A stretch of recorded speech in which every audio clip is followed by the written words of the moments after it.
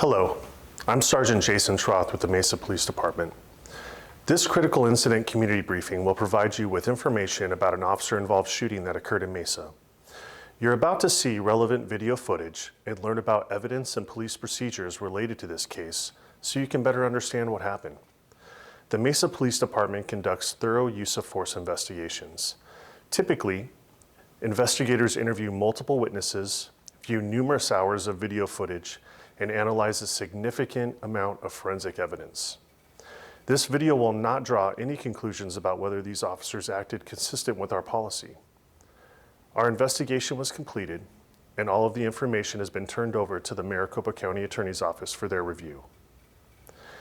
In this video, we will be sharing our officer's body-worn camera video. We do want to warn you, anytime a police officer uses force, the images and information can be graphic, disturbing, and difficult to watch, and the video may contain strong language. Viewer discretion is strongly advised, especially for young children and sensitive viewers. I'm Assistant Chief Ed Wessing with the Mesa Police Department. The following critical incident happened on April 2nd, 2020 in the area of 300 South Sirrine Street in Mesa. An officer on patrol in the area saw a man riding a Yamaha Vino scooter in the roadway which had no visible license plate. In Arizona, any motorized vehicle being driven on a public street must have a license plate, and the driver must have a valid license and insurance.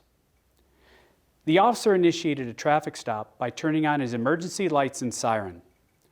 The driver pulled to the side of the road and sat on the scooter as our officer approached. Here is the initial exchange captured on the officer's body-worn camera. How's it going? What do you mean what's up? I'm doing a traffic stop on you. What? For what? I'm not going more than 20 miles an hour, dude. I'm trying to be on this.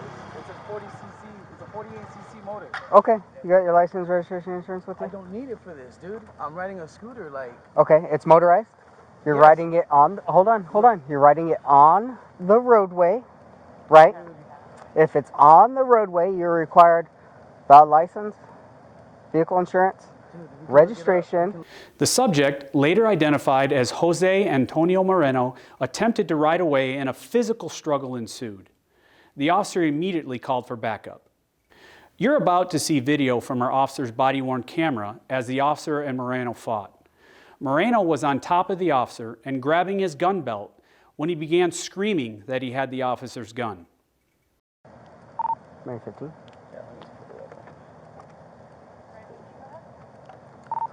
Show me out with a scooter. 10-3. Stop! On the ground! Hey, I got your gun, dude. I got your fucking gun, dude. Chill the fuck down. Hey, I fucking got it. I got it. Get the fuck out. Get down. You can see Moreno move away from the officer and then turn back towards him with his arm extended in his direction. Moreno had a dark object visible in his hand, the officer believed to be a weapon, and that is when the officer-involved shooting occurred.